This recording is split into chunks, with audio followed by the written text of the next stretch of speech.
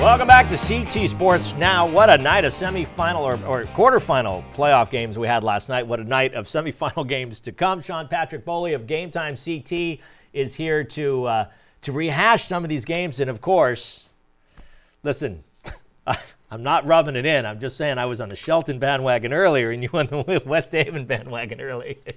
Yeah, well, All right. It's a class of below playoffs. I mean, anything happens. Of course, and I think everyone, not to take anything away from Richfield, but I think everyone was surprised by West Haven not being in the semifinals. Yeah, look, listen, the beginning of the season, Ridgefield was we all knew they were a good team. Yeah. I think they were ranked, or at least they were getting a lot of votes in the top 10, and they went through a few injuries. Fowler was out for half the season. I mean, Gatto came in, played really well, but they were kind of a team in flux. I mean, they lost to Trinity Catholic. So then they come into Ken Strong Stadium as a 7th seed, and Westie's up 21-7. Next thing you know, it's all Ridgefield. West Haven only had the ball 3 times in the second half, and that last one was the last Hail Mary. So this is a great job. There's Shane Palmer, who's been an awesome running back for them this year. Great game plan by Ridgefield.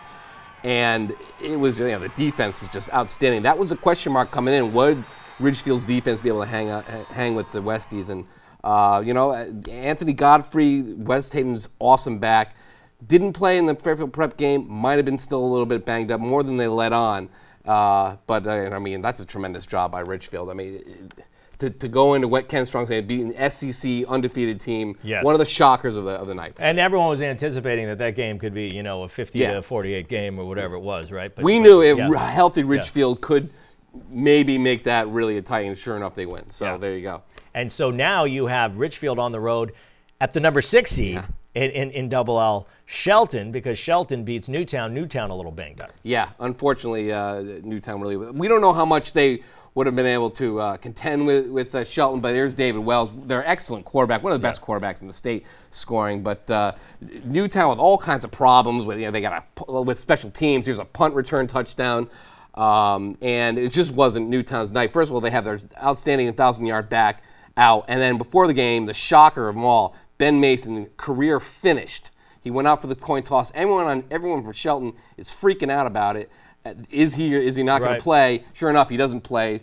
Newtown put in a nice fight. There was Jack Miller with a couple touchdowns there, but it was just all David Wells and the Gales after that. And they go in to face Ridgefield all of a sudden, a very interesting game at Finn Stadium in Shelton. They didn't think they were going to get a home game. Yeah, so here's the number 6 seed. They have who do you like in that one? Well, I mean, jeez. I know it's so hard to call Healthy Ridgefield is a dangerous Ridgefield. I think Ridgefield is just as good as Shelton at this point. It's really hard. Shelton been to the finals 3 years. Now this is semifinals 3 years in a row. Finals 2 years in a row. It's going to be a barn burner. If you ask me straight up, I'm going to have to just go with Shelton. But listen, Ridgefield, I would not be shocked to see them playing on the Saturday after. On the other side, you have Darien moving on against Southington. I don't think anyone's too terribly surprised there. No. Darien looking like a machine again against Greenwich, and Southington moving on. So. Yeah, no, that's the rematch of last year's 1 versus 2 battle, which Darien destroyed Southington. So Southington are going to look for a little payback. Same bat time, same bat channel, the same situation, except the players are a little different this time.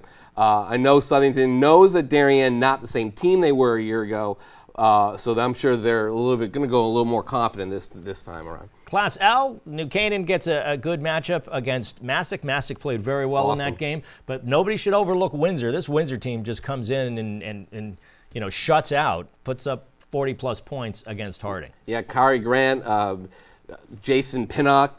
The team's pretty much it's pretty much stacked. I mean, Harding squeaks in the playoffs. Great job of them getting in, but there was no chance they were going to beat this team. This is one of the best defensive teams in the state, and the offense was just clicking all day.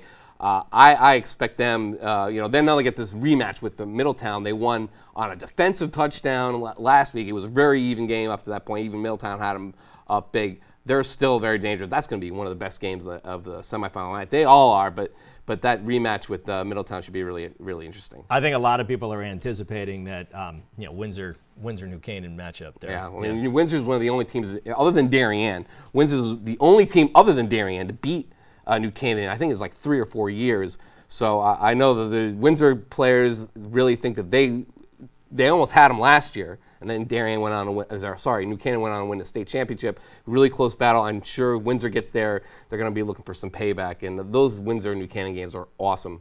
A little worrisome from New Canaan. I know Lou Marinelli, their coach, was a little worried after the Massac game, but that should be a really fun one too. Class M, I still like Hill House. They got off to a slow start against New Fairfield. New Fairfield running that wishbone or whatever it is they're running over there. And, they're running a bone, and they took it to them right early, and that was kind of stunning. 14-0 up, and took a little time for Hill House to get off the bus, but they come straight back, and they have playmakers. They have a lot of speed, and I expected them to win this game. It took a little time, but they move on, and they go to play Killingly, which stunned Bunnell in that first round. I thought Bunnell would put up a much bigger fight than that, but Spencer Lockwood ran for 305 yards on 35 carries. He was a workhorse. I know the Killingly guys were all yelling at us. He's been here all year long. Where have you been? Where have you guys been? Come on. And I'm just like, okay, well, touche, and you tip your cap and then you move on. It's going to be a dangerous game for Hill House. They're going to pound the ball both ways. That should be a great game too. And of course, the biggest upset, if you just look at sheer numbers, was Seymour, the number 8 seed in Class S, taking out Capital Prep. Yeah, I think Seymour was favored in that game despite being an 8 seed versus a 1. Capital Prep out of the CSC, kind of a tough conference to gauge. You saw the CSC kind of got smoked in that first round. All 3 teams are out. Capital Prep, not your typical tech school team. They're a team on the rise, and they hung on to Seymour, but Seymour just way too many weapons. Bobby Melms and Jalen Kelly. Once those guys get going, they're way too tough. Yeah, they can put up points in a hurry. So their upcoming game, we could see a ton of points in that one. Is there a team that you're completely surprised if you take it from the beginning of the season to now? A team that shocked you? Well, let me just say this: Valley Regional beating Berlin like that, 30-12, was one of the biggest shockers of the night. Yeah, it was an 8 seed losing to a 1 seed, but the Valley Regional with Matt Saperi, the quarterback, it's usually Dan Stechter, who does all the running. He ran for 200, and first play of the game, he ran for a touchdown. That was a shock, beating a CCC Division III team. Berlin played really well against New Britain to get here. And the other one was Cromwell Portland knocking off the defending champions, Bloomfield. Cromwell Portland looked like they were lost against Rocky Hill in the second half. And for them to come in there and knock off a team we all thought would probably go back again, that was a start to the Pequot really showing up. So yeah, Stafford Summers East Windsor loses to Ansonia, but not too many people go to Jarvis Stadium and win in their first playoff game. You just don't. It just doesn't happen. But the 2 other Pequot teams, awesome job. Pequot showing up and making all the small schools proud. Are you hearing this, Killingly? Yeah, Killingly, that ECC team. I mean, they got beat by New London, and they were. You figure, a Bunnell team with all of those weapons goes in there, but what are you going to do? That was a start. So lots of surprises so far. Looking forward to a great semifinal. Should be awesome. Should be fun. Go get some rest before that. You've been working 24/7, haven't you? Oh, I tell you. We're going to take another break. Sean, thanks for coming in. We're going to take a break. When we come back, we're going to talk some hockey. Stick around. We'll be right back.